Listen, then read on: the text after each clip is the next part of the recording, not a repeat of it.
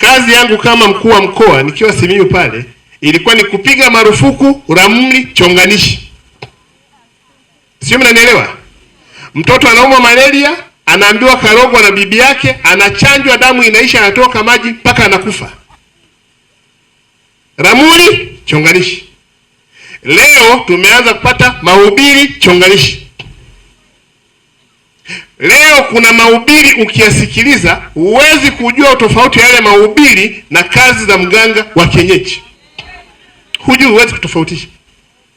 Kama ambavyo kama ukiangalia kwenye TV weka sauti, kuna muziki ya injili huwezi kujua hii ni twanga pepeta au ni muziki wa injili. Toka mavazi, miondoko na miruko na uimbaji wenyewe. Kwa hiyo tuna ramli chonganishi kwenye maeneo ya waganga wa kienyeji, na tumeanza kuwa na mahubiri chonganishi katikati ya watu wa Mungu. Mtu anaumwa, haambiwi kafanya vipimo, haambiwi kafanya matibabu.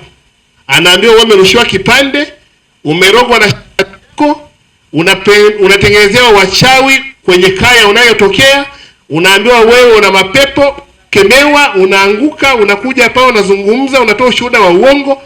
Haya mambo ambayo nyakati za giza yalifanyika kwenye nyumba za watu ambao hawakuwa na ufahamu, wanaenda kwa waganga wa kienyeji kwa ajili ya kupata tiba, yanaanza kufanyika leo karne ya 21 kupitia Biblia.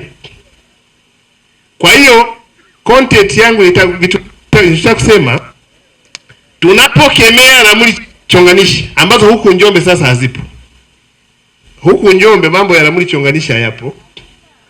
Lakini kiulimwengu tunapokemea ramli chonganishi, na zimechonganisha sana watu. Mtu anakufa unaambiwa karogwa. Kuna TV nenda ukafungue sikiliza.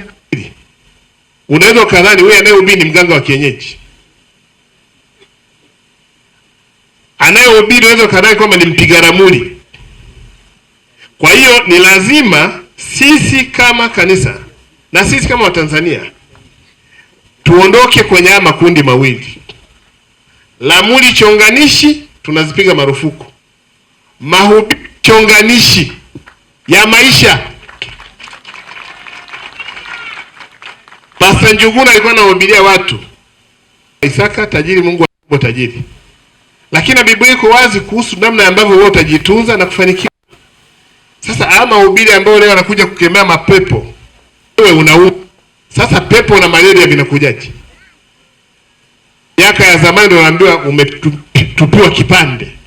Sasa leo hamna kipande. Kisho kwenye swala la afya, kuna vitu ambavyo ni vya kawaida tu ambavyo Pastor Nkwabi unaweza ukafanya tafakari. Hapa Njombe kuna mama mmoja, shule inaitwa St. Benedict. Sasa amekuwa ni mtu mzima na miaka kama 80. Yule mama alikuwa Bukoba, ni mama chotara wa kizungu. Siku moja nilimtembelea. Akaambia mimi nimekaa Bukoba, nikahitaji kufahamu historia ya ukimwi.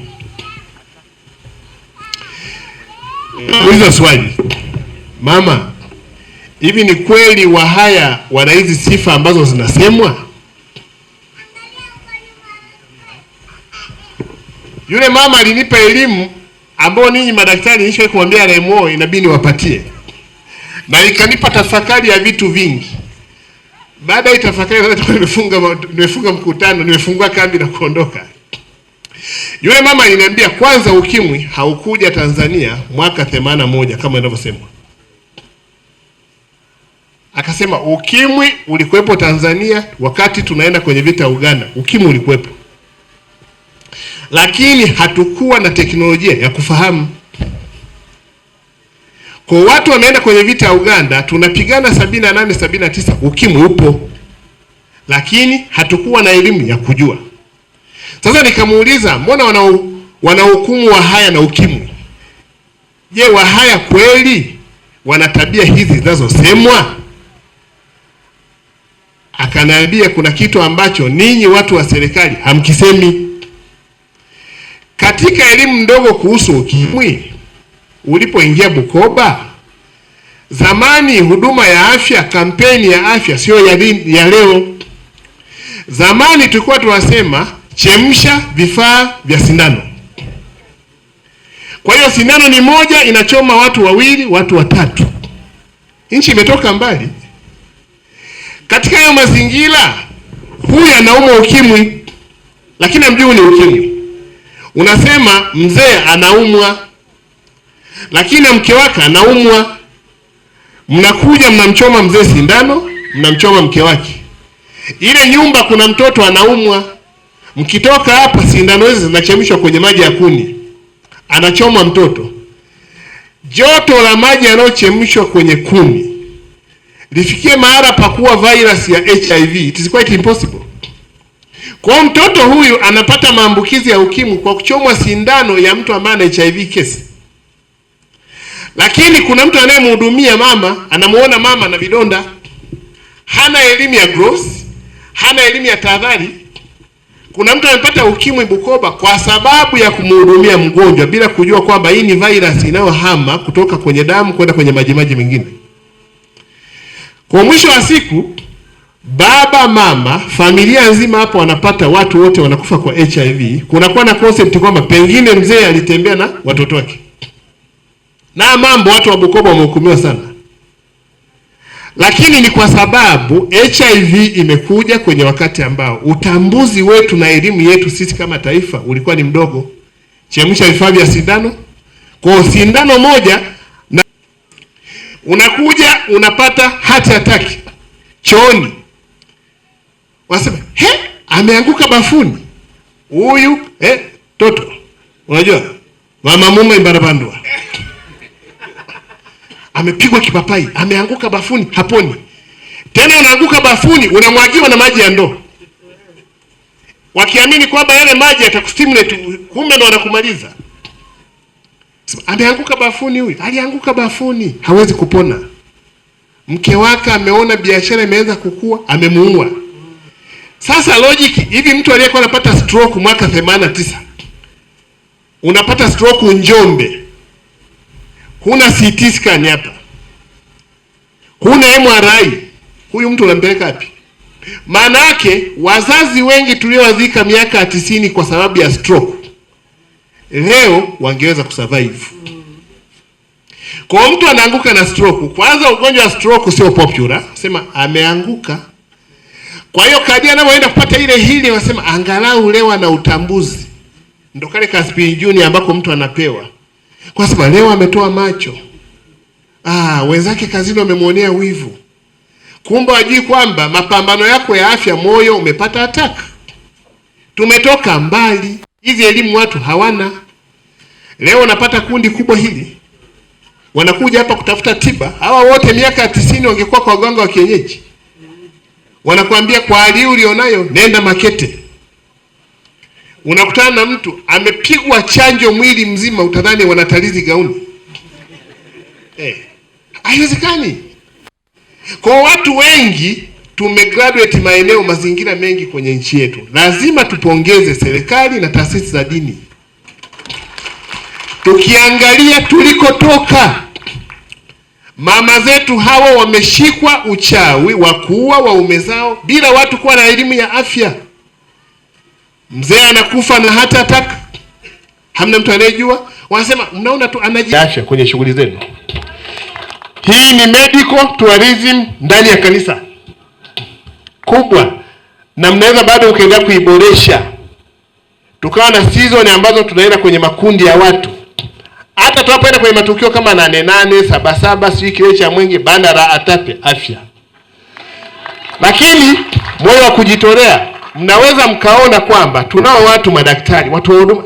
Anaona utabibu ni wito. RMO ni Muislamu, shehe kabisa huyu. Lakini alikuja akaniambia mkuu wa mkoa wa Sabato anataka kufanya kambi ya afya, hiki ni kitu kizuri. Huyu alikuwa na ratiba, sema ndio utakuwepo. Tuna madaktari watu wa huduma wengi, sio wa Sabato, sio wa Kristo. Lakini wanawiwa kutoa hii huduma. Kwa mimi nachosema ni kitu kizuri sana cha kuendelezwa. Atape tunawashukuru, kanisa tunawashukuru sana. Lakini pale kwenye vitabu Vile vitabu bwana vizuri, ila bei yake shughuli. Kuna kitabu pale, hebu hicho kitabu bei gani? 120,000. Kima cha chini cha mshahara sekta binafsi. Sasa kwenye vitabu, mimi nilikuwa nasema watu watape. Bado tunaweza tukaomba vitabu vile pia vikafanyiwa tafsiri ya Kiswahili. Kwa sababu vitabu vizuri sana. Mimi gharama nimesema tu hazijopo, lakini vikafanyiwa tafsiri ya Kiswahili. Kwa sababu tunavipeleka kwenye makundi ya watu wengi ambao Kiingereza sio lugha ya awali, ili viweze kuwafikia watu wengi kwa na version ya Kiswahili na Kiingereza. Lakini vitabu ambavyo ni vizuri sana viwe vingi na katika version tofauti vya bei nafuu ambao watu waweza kuvifikia, na hata vipeperushi vidogo vidogo kwa ajili ya kusaidia. Lakini la mwisho, baba askofu na maaskofu wote wawili na washukuru sana. Na sisi hiki ndicho ambacho tulikuwa nacho kichwani kwamba tufanye net event hapa, na tuahidi kwamba kadiri siku zinavyo, Waingereza wanasema the higher you climb the cooler it become. Kwa kadiri tunavyokaribia kwenye juma kuu la kuhitimisha, na sisi mambo mengi tutayabadilisha. Tutabadilisha na tutahitaji tufanye tukio zuri, na niwaambie wageni mliokuja kwenye net event kwamba hamtakuwa bored. Hamtakuwa sio msabato. Na katika utoaji wa huduma sisi hatuna matabaka kwamba watu fulani, hapana, ni watu wote. Mheshimiwa Mkuu wa Mkoa, jambo la pili, ni rare sana kupata hizi kada ambazo za kibingwa alafu ukawa unatoa huduma. Kwa hiyo niwapongeze wenzetu wa Sabato upande wa afya kwa kuwapa mabingwa ambao pia watakuwa wanatoa huduma hapa. Jambo la tatu, sina hakika, najua Mheshimiwa Mkuu wa Mkoa ni msomaji mzuri wa vitabu, lakini sina hakika kwenye madhehebu yetu ndani ya nchi kwamba kuna watu wameandika vitabu vya afya vingi kama wa Sabato. Labda kama mfahamu, mimi huwa nasoma, ni msomaji mzuri wa vitabu. Nimeangalia hapa kama tumehesabu 10 na ngapi, kuna darasa la afya na lishe, njoo na lishe, matunda, vidonda vya tumbo, minyoo na athari za kiafya, fungus na athari zetu, afya na uzazi wa mwana, maradhi 7 yaenezwayo na mbu, huduma ya kwanza, vitamini na kazi zake, vyakula, madhara ya moyo, mboga na matunda, protini, fati na wanga, afya na ujauzito. Mheshimiwa Mkuu wa Mkoa, mimi nilifika hapa mapema, kulikuwa na maswali na majibu ya live. Mtu anauliza swali anajibiwa. Sasa interest yangu ilikuwa kwenye upande wa lishe kwa sababu ya changamoto hudumavu ambazo tunao mkoani. Lakini yule aliyekuwa anajibu nilikuwa na interest ije nimjue, kwa sababu the way alivyokuwa anajibu yale maswali ni kama vile ni afisa lishe hivi. Tumpige makofi. Ni kama mtu ambaye amebobea kwenye hilo eneo. Yalikuwa anaulizwa maswali hapa very technical, lakini anajibu. Nilikuwa nimesimama pale namsikiliza anavyojibu. Amejibu vizuri sana. Sasa moja ya changamoto ambayo mkuu wa mkoa tunayo ni utolewaji wa elimu kwa wananchi. Elimu sahihi. Sio zile elimu za tunasikia huko kwenye redio, zile elimu nyingine ambazo sitaki kuzitaja. Lakini elimu sahihi ya wananchi. Mheshimiwa Mkuu wa Mkoa, watu wengi waliokaa pale hawaumi magonjwa yanayoambukiza. Wanaumwa magonjwa yasiyoambukiza. Wengi walioko pale. Hata baadaye tukimtafuta daktari pale tukatafuta takwimu, utakuta wale ambao wamepimwa hapa magonjwa yasiyoambukiza. Na moja ya changamoto ni ulaji wetu na namna ambavyo tunaishi. Mheshimiwa Mkuu wa Mkoa, nakushukuru sana, naomba niwashukuru sana. Naomba tuweke mikono kwa pamoja tena kupongeza hotuba nzuri ya Mheshimiwa Mkuu wa Mkoa. Asante sana. Nianze kukushukuru kwa namna pekee katika ratiba uliyokuwa nayo leo, kwa namna ambavyo ulitujulisha. Ilikuwa imebana sana, lakini za afya, mahospitali na dispensary, na huenda hata huko baadaye pia tutakuwa na ombi la kuweza kujenga dispensary katika mkoa wako huu au hospitali. Mheshimiwa mgeni wetu rasmi, nipende tu kukuahidi ya kwamba kanisa letu la Sabato ni kanisa ambalo tunajali sana na kuheshimu serikali na taratibu ambazo zimewekwa katika serikali, na hivyo tunaomba utufikishie salamu kwa rais wetu Daktari Samia Suluhu Hassan